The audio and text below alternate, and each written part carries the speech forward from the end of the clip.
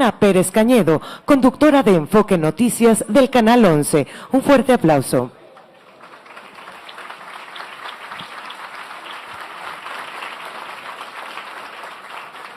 Les recordamos que en su mesa encontrarán hojas para anotar sus preguntas y así entregarlas durante el diálogo al equipo de AmCham, quienes se las harán llegar a nuestra moderadora. Buenos días, señoras, señores. Buenos días. Buenos días. ¿Quieres tomar asiento, Andrés Manuel, por favor? ¿Te puedo hablar de tú? Sí. Siempre nos hemos hablado de tú, ¿verdad? Claro. Mira, la mecánica es la siguiente. Inicialmente hay algunas preguntas que te voy a hacer, en lo que los asistentes van formulando algunas otras y las van pasando, ¿sí? Tenemos 40 minutos, 45 máximo, y es una oportunidad de oro que tus anfitriones, quienes te han invitado, no se quieren perder, por supuesto, porque hay algunas inquietudes que tú tendrás que aclarar aquí ahora, Andrés Manuel. ¿Cansado? ¿Te sientes cómodo si lo tienes aquí o que te pongan uno como el que No, traigo? está bien este. ¿Sí? Sí. Tranquilo. Me da mucho gusto estar aquí con ustedes. Muy buenos días.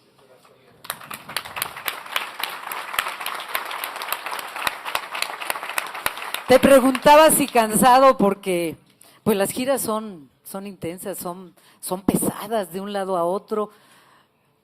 Anoche estabas en Jalisco, en Zapopan, en Lagos de Moreno, todas esas partes de Jalisco que también ya te las conoces, ya son 3 vueltas del país, ¿no? Sí. Ya iniciamos la campaña, como se sabe. Iniciamos nosotros en Ciudad Juárez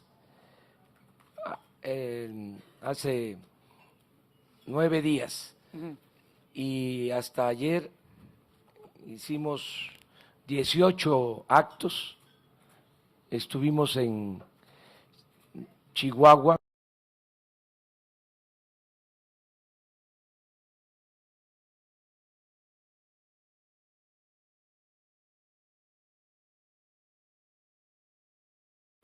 toda la frontera de Tamaulipas, en Guanajuato, y ayer en efecto estuvimos en los Altos de Jalisco, en Lagos de Moreno, Tepatitlán, y terminamos en Zapopan.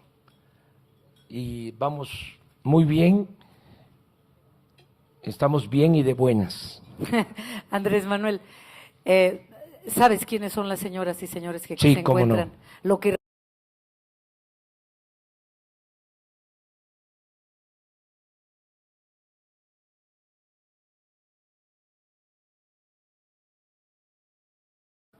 lo tienes bien claro.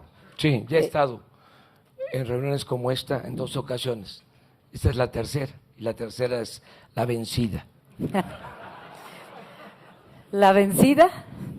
¿Cuál es, Andrés Manuel, tu visión para el próximo sexenio, considerando el tema del Tratado de Libre Comercio, el punto en el que ahora sabemos todos cómo se encuentra, la reforma fiscal aprobada en Estados Unidos, la agenda de migración y seguridad, relaciones México-Estados Unidos? Pues tiene que buscarse una buena negociación del tratado. Nosotros estamos a favor de que se continúe con la relación comercial con Estados Unidos y con el Canadá. Queremos que haya una revisión de los acuerdos, pero que no se cancele el tratado. Estamos esperando los resultados. Tengo información que ya se han avanzado algunos acuerdos, ya se tienen algunos acuerdos, sí. No se han dado a conocer por razones que desconozco. Debería de haber más información para que no nos vayan a sorprender con un acuerdo que no sea benéfico para el sector productivo del país y también para nuestros socios comerciales. Andrés Manuel. Nosotros, te aclaro, estamos esperando que se informe sobre cómo va la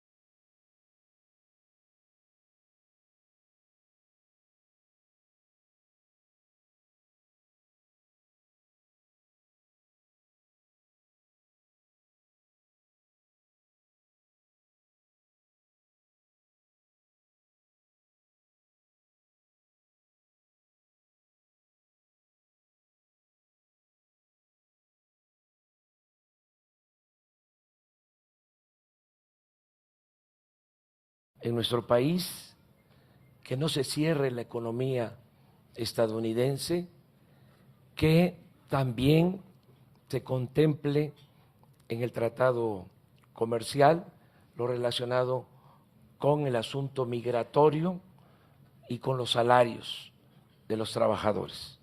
Buscar en la medida de lo posible que se homologuen salarios, porque los salarios en nuestro país son muy bajos, son de los salarios más bajos del mundo y necesitamos que se fortalezca el mercado interno y esto pasa por mejorar los ingresos de los trabajadores. Sí es importante que haya maquilas, que estemos produciendo en México, pero no se puede estar pagando a los trabajadores de las maquilas 800 pesos a la semana. Eso no es justo. No es posible que un trabajador en México gane 10 veces menos que lo que gana un trabajador del otro lado de la frontera. Estos son temas que hay que tratar y fíjense lo que son las cosas. Tengo información que el presidente Donald Trump está planteando que mejoren los salarios de los trabajadores mexicanos. En eso coincidimos. ¿Y hay diferencias? Sí, desde luego. Pensamos que no es correcta la política de maltrato a nuestro país. No merece nuestro país, nuestro pueblo, un trato discriminatorio. La relación bilateral de México, del gobierno de México con el gobierno de Estados Unidos, tiene que fincarse en el respeto mutuo y en la cooperación para el desarrollo. Lo que ha venido sucediendo en los últimos tiempos, pues no es lo deseable para una relación. Nosotros, a pesar de que tenemos diferencias con el presidente Peña, ahora que se pronunció pidiendo respeto en la relación bilateral, apoyamos ese pronunciamiento. Podemos tener diferencias, pero en estos casos es necesario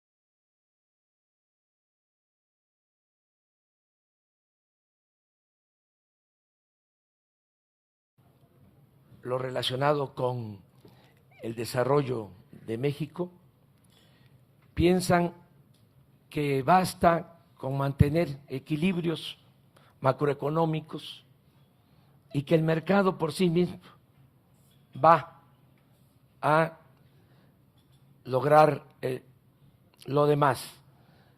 Es decir, que va a haber inversiones, va a haber empleos y de esta manera va a haber crecimiento.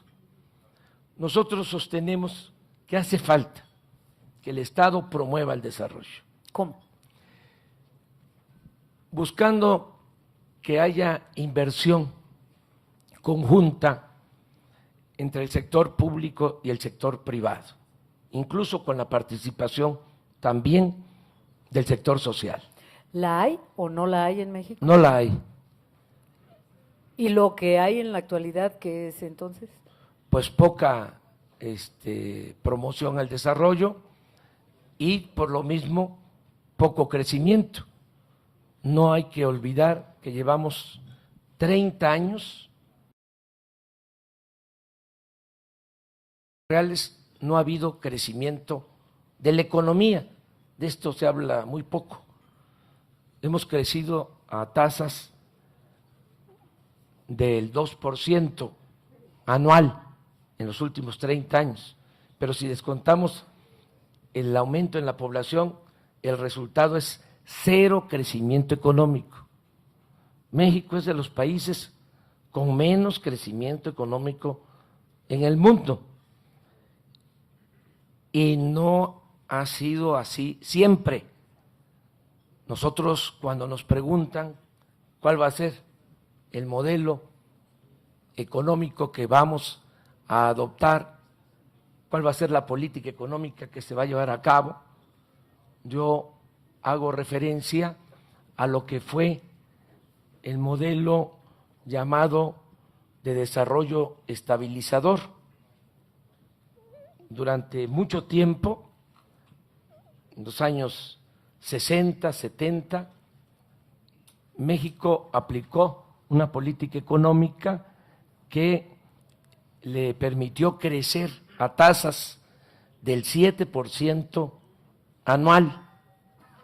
Lo más interesante es que ese crecimiento se logró sin inflación, sin devaluaciones, sin aumento en la deuda pública. Se le conoció a ese modelo como el milagro mexicano. Podrán decir lo que quieran los actuales tecnócratas, pero en 30 años no se han tenido esos resultados. No ha habido crecimiento en la economía y ni siquiera ha habido estabilidad en variables macroeconómicas. Yo atribuyo, entre otras cosas, a que el Estado ha dejado de promover el desarrollo. Lo que nosotros proponemos es que aumente la inversión pública. Tenemos presupuesto suficiente, el presupuesto de este año es de 5.300.000.000.000,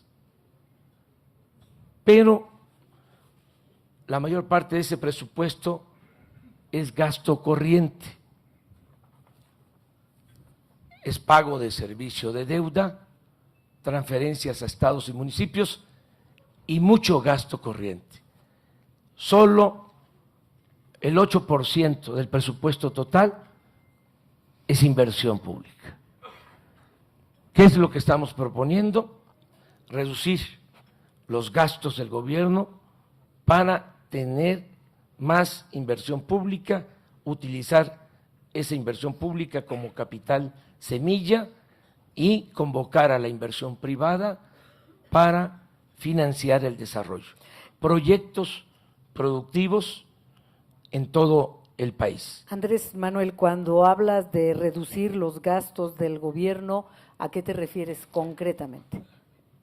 A que se gasta mucho en el gobierno, le cuesta mucho a la sociedad. ¿En qué? ¿En mantener salarios? el gobierno. En salarios y en gastos para mantener lujos de los altos funcionarios públicos. Hay sueldos de altos funcionarios públicos que no se pagan en ningún país del mundo. Hay funcionarios públicos en nuestro país que ganan hasta 650,000 pesos mensuales.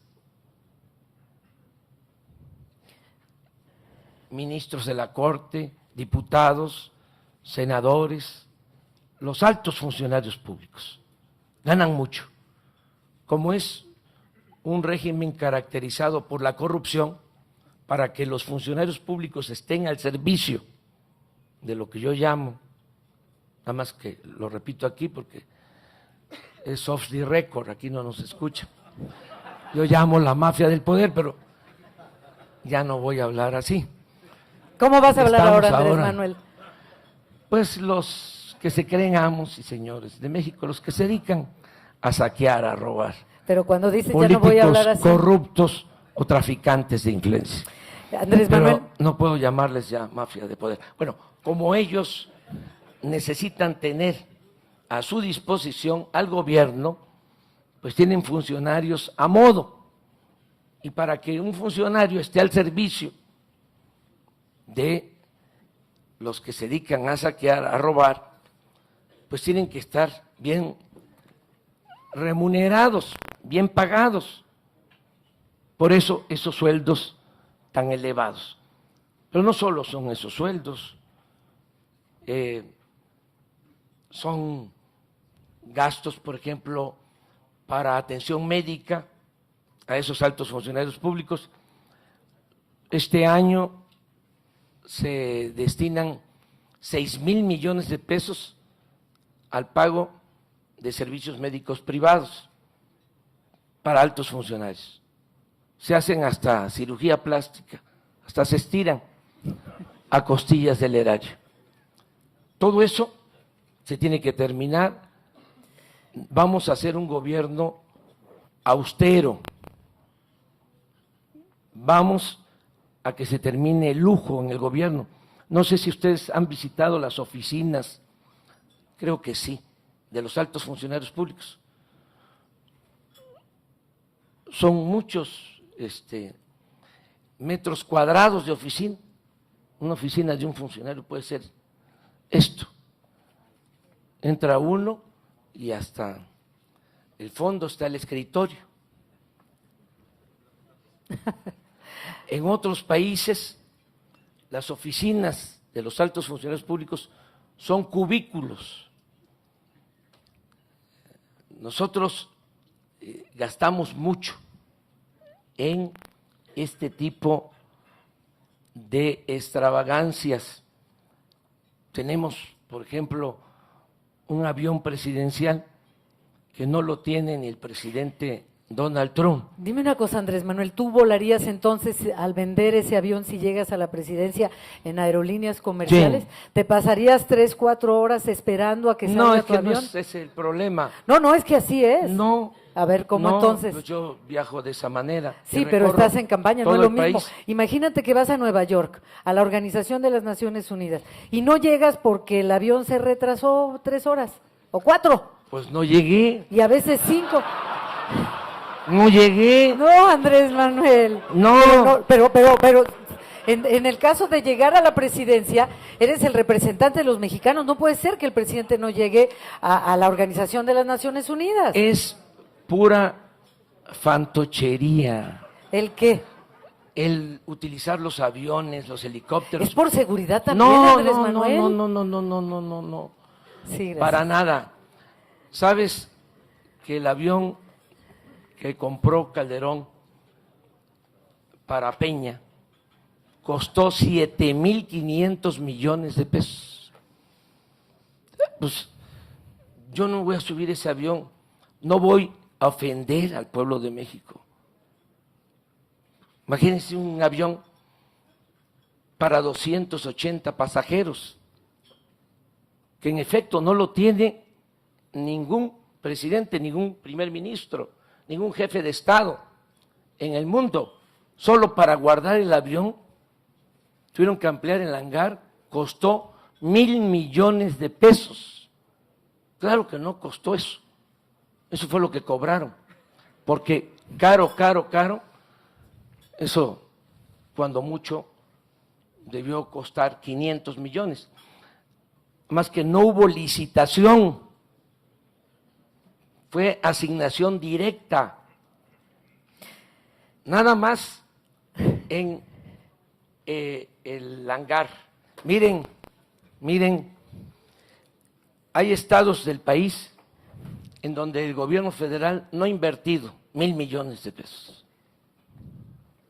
Andrés Manuel, tengo En que hacer cambio, mi trabajo. Para guardar el avión, 1,000 millones.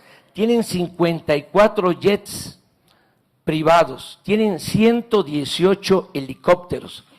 Hace 4 meses, aquí muy cerca, en el Campo Marte, estaba el coordinador de los senadores y lo invitó el presidente Peña a un campo de golf.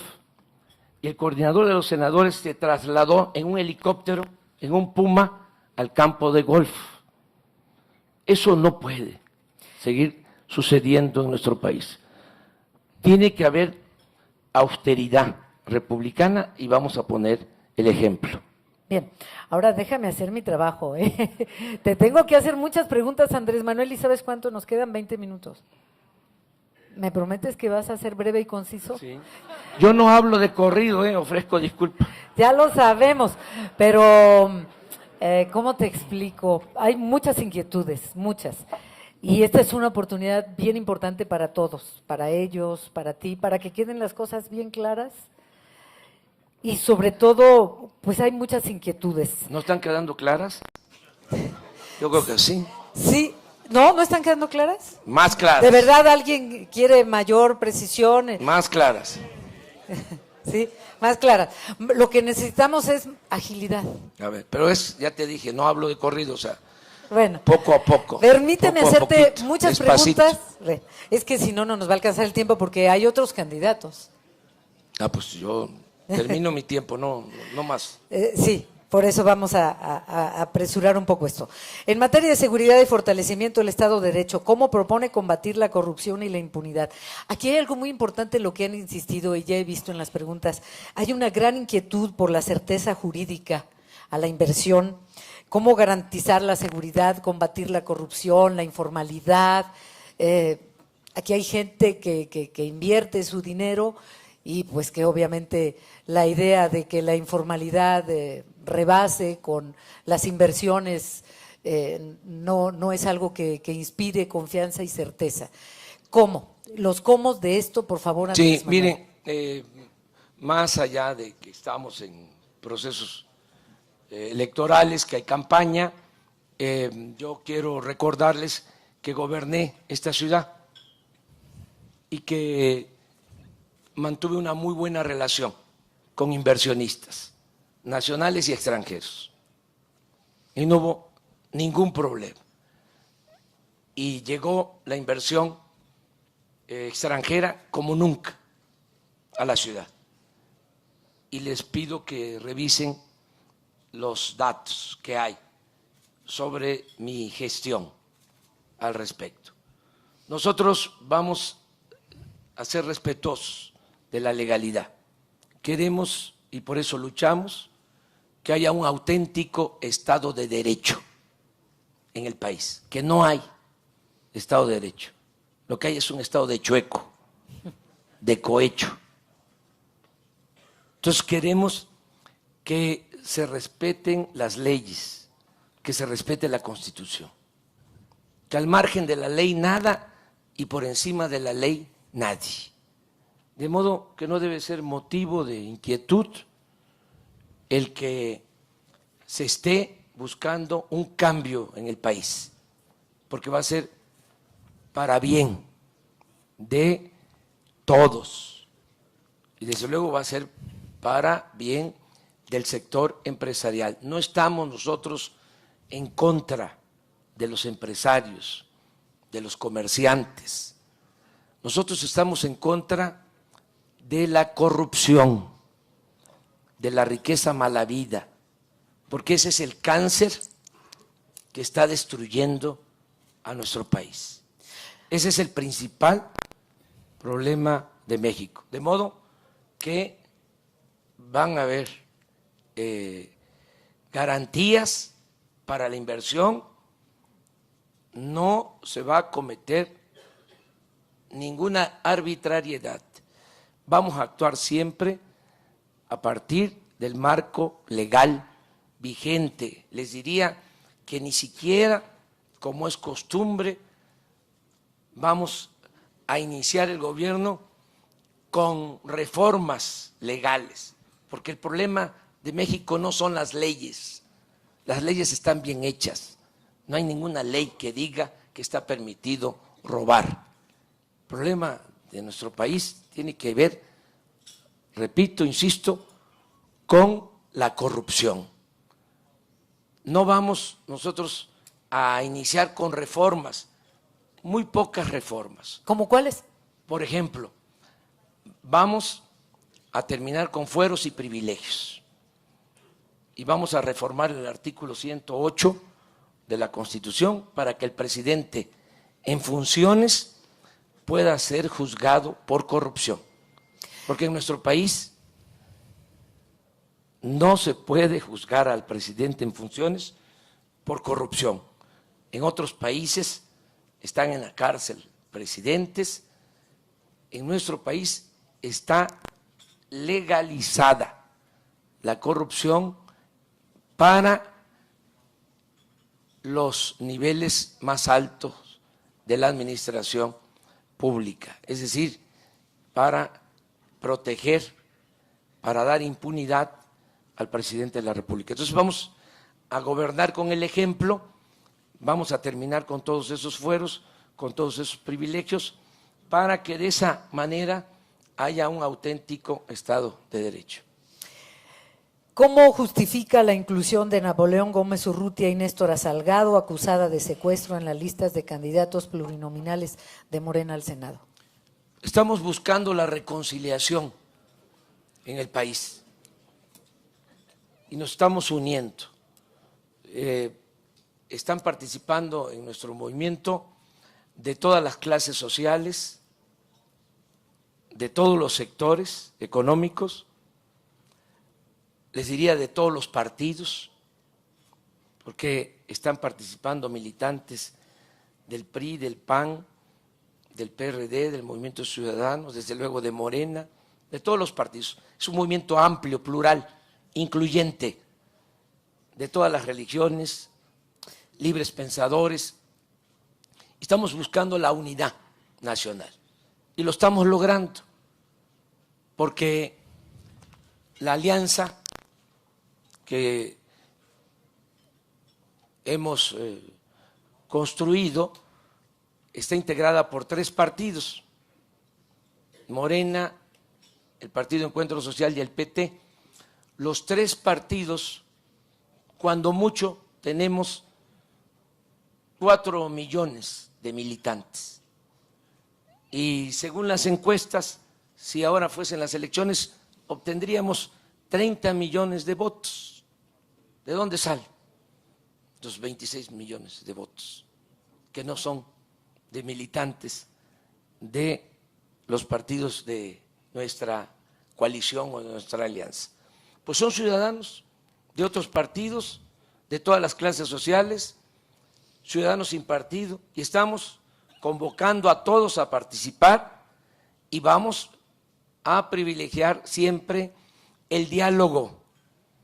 Necesitamos que haya acuerdos al interior de las organizaciones sindicales, que no haya divisiones, que no se fraccionen las organizaciones sociales, que estén unidas y que haya también, desde luego, unidad de las organizaciones sociales, de los sindicatos con empresarios y conciliar. La política se inventó para eso, para evitar la confrontación.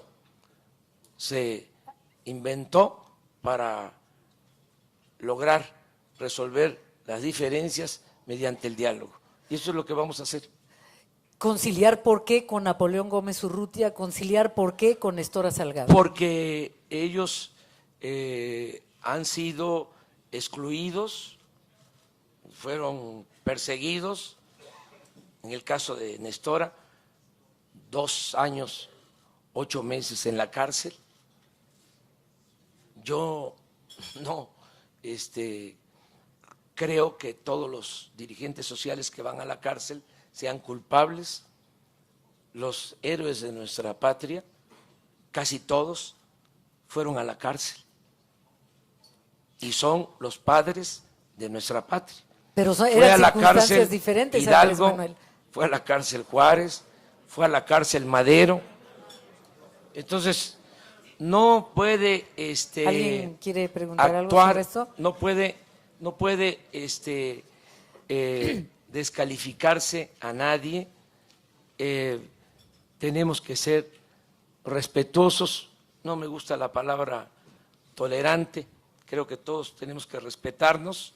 En el caso de Napoleón, está demostrado que no tiene ninguna acusación que se haya comprobado, no hay ningún juicio abierto en nuestro país. Pero tiene más de 12 años fuera de México, Andrés Manuel. Sí, le dio el gobierno de Canadá la ciudadanía, antes le dio asilo. Nosotros estamos cumpliendo con todo el procedimiento legal y no quiero hablar porque estoy en plan de conciliación, de amor y paz. Pero la gente no quiere quiero hablar escucharte, Andrés Manuel. de los adversarios de Napoleón, que tampoco son blancas palomas, porque esto no es de buenos y malos. No hay que ver las cosas de esa manera, no hay que hacer maniqueos, hay que ver las cosas como se presentan y tener un criterio más amplio. No apostar a polarizar, buscar entendernos respetando la legalidad. Gracias. Y buscando la conciliación. ¿Napoleón te ha apoyado en tu campaña? No, no lo conozco, nunca bueno, lo he pero- visto.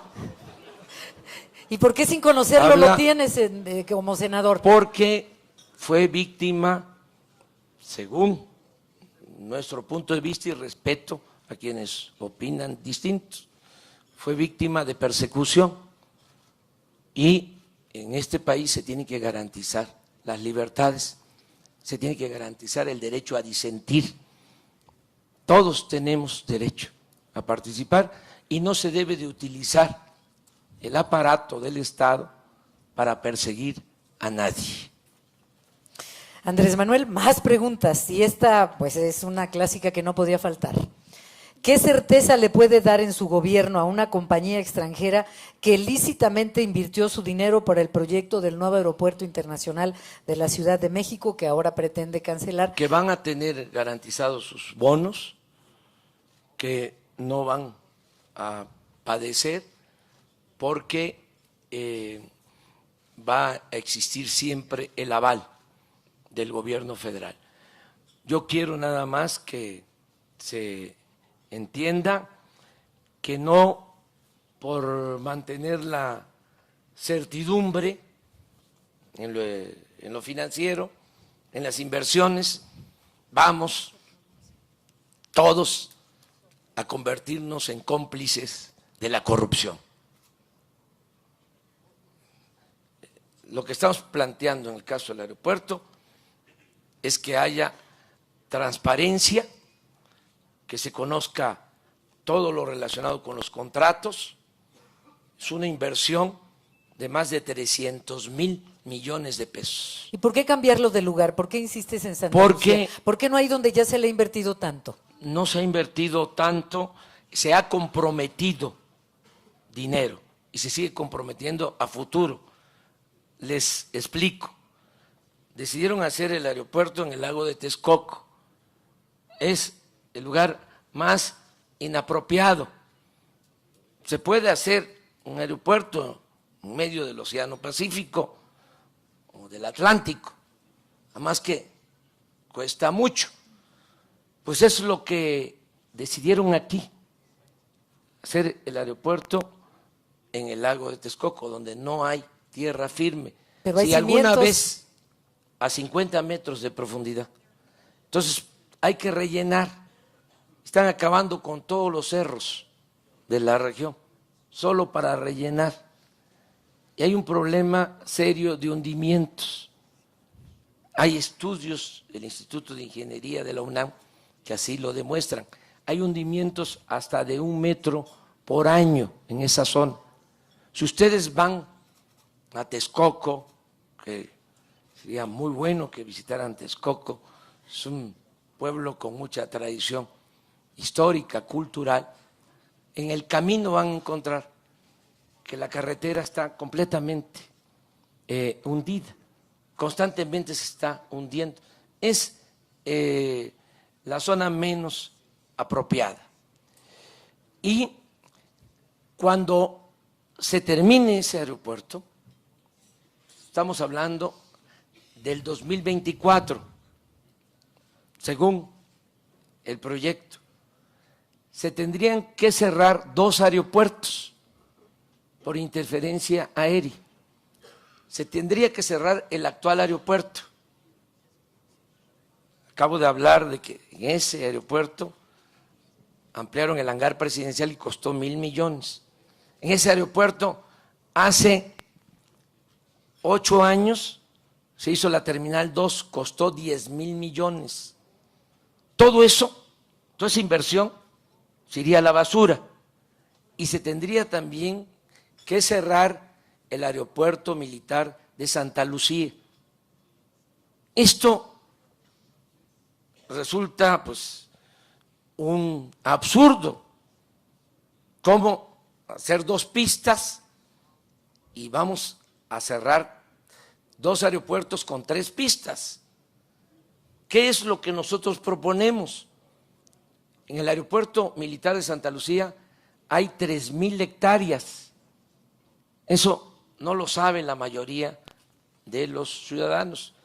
El aeropuerto actual tiene 600 hectáreas, tiene 2 pistas. El aeropuerto de Santa Lucía tiene 3,000 hectáreas, 1 pista. Tierra firme. Lo que proponemos es hacer 2 pistas en el aeropuerto de Santa Lucía y resolver el problema de la saturación del actual aeropuerto.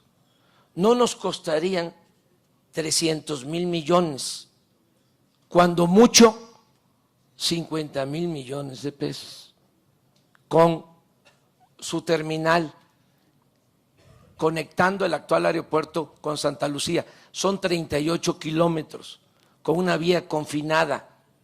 ¿Cómo funciona en cualquier otro país, en cualquier otra ciudad del mundo? Ahorraríamos 250,000 millones de pesos. Entonces, eso es lo que estamos planteando. ¿Cómo? Vamos a ver, cerramos los ojos, firmamos en blanco, porque si no, nos van a acusar de estar creando incertidumbre. No va a haber ningún problema porque vamos a actuar de conformidad con la ley, vamos a revisar los contratos. No quiero hablar más sobre el tema, ustedes pueden informarse cuáles son las compañías contratistas que están trabajando en el aeropuerto, cómo están haciendo las contrataciones, y lo único que tenemos que pensar todos como ciudadanos es que se tiene que cuidar el presupuesto público, que es dinero de todos, que no podemos, repito, ser cómplices de corrupción. Y esto no es un asunto de que si van a votar o no van a votar. Yo no lucho por cargos, yo lucho por ideales, yo lucho por principios. Y siempre voy a actuar de acuerdo a lo que considere bueno para el país, para la nación. No es que para que no tengamos ningún problema, adelante, vamos a firmar, que siga el show, que siga la corrupción. No, nosotros vamos a acabar con la corrupción. Ese es un compromiso. ¿Cómo, Y Andrés se va a Manuel? terminar con la corrupción. Hay una inercia. Con el ejemplo. Pero con el ejemplo, ¿cómo Sí. cuando sabemos que mucha de la gente que trabaja en el gobierno en cualquier parte del país, pues está involucrada a través de años con la delincuencia organizada? La corrupción no se da de abajo hacia arriba. El pueblo de México es un pueblo honesto. En el pueblo de México hay una gran reserva de valores culturales, morales, espirituales. La corrupción se da de arriba para abajo.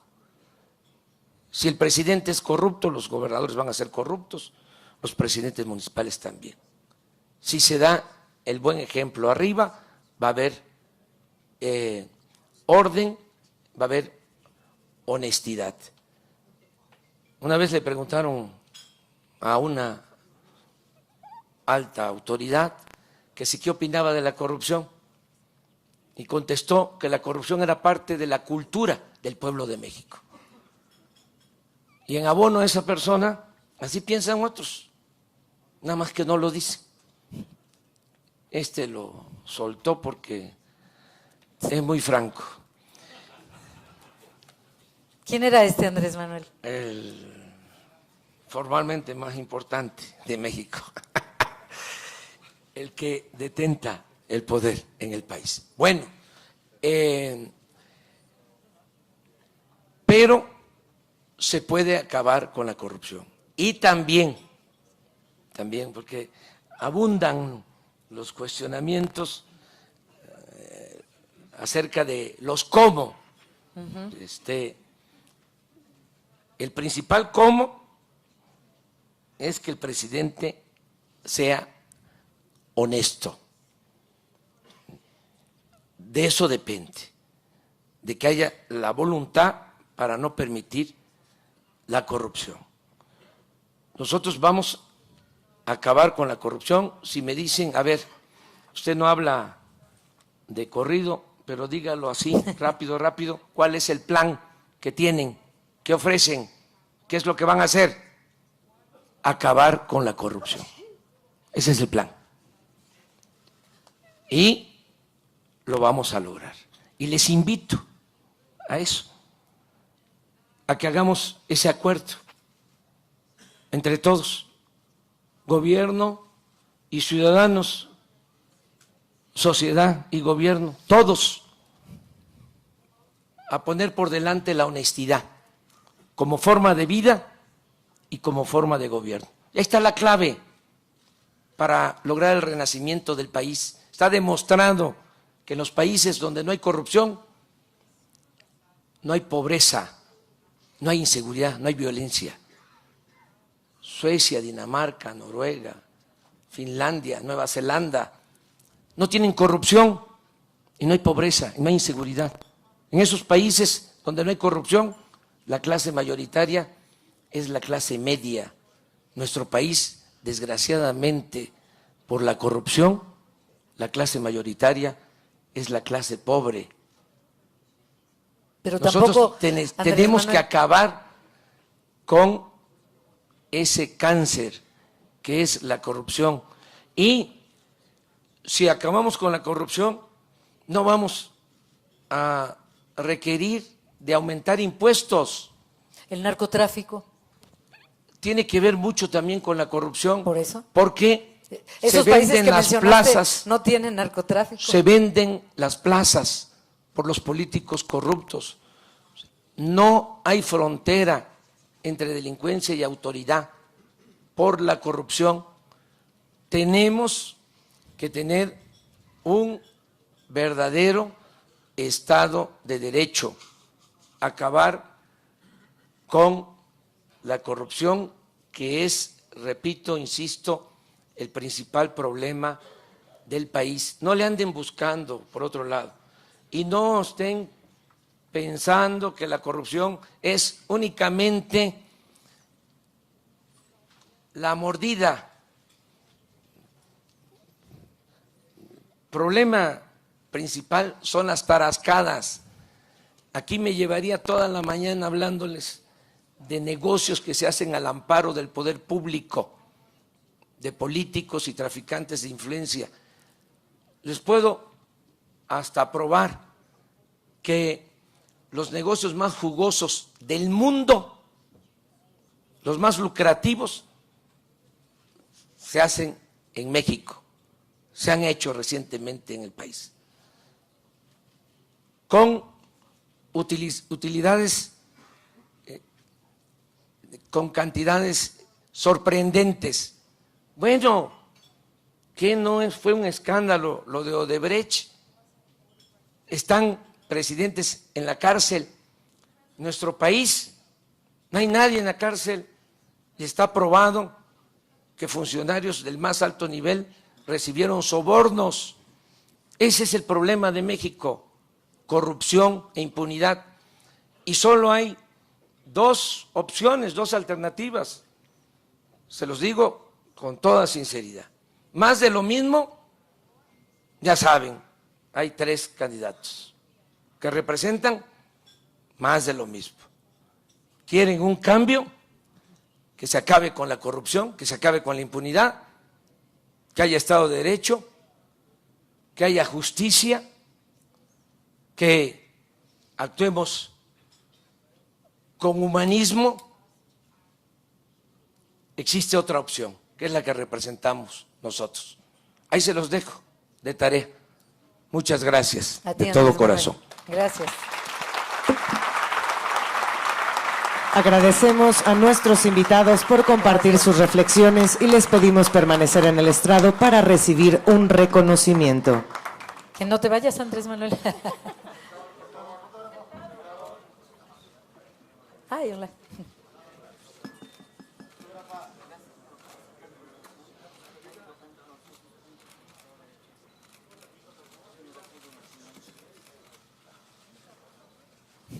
Muchas gracias. Adiós.